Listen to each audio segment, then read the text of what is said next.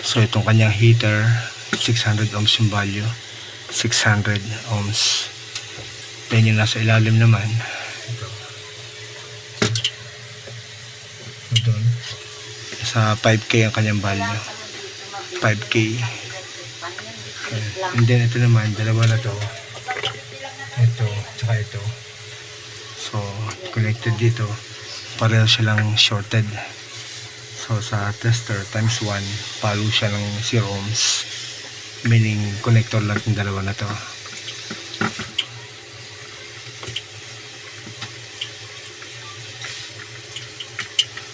Ito pala. So shorted siya, meaning parang fuse lang siya. And then ito, sensor to sa loob. So itong sensor naman isa na to, nasa 7K ang kanyang value. Testerin ko ulit. So ayan, ang kanyang value ay 8K. So naka times 1K ako, and then nasa mga 8 ang kanyang value.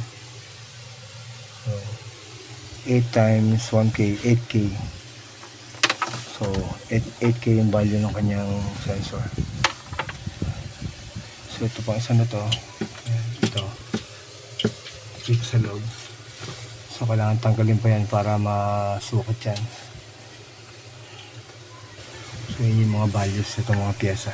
And ito, testarin ko rin yung kanyang fan motor. So ipa-plug in ko siya ngayon. Tignan ko kung aandar.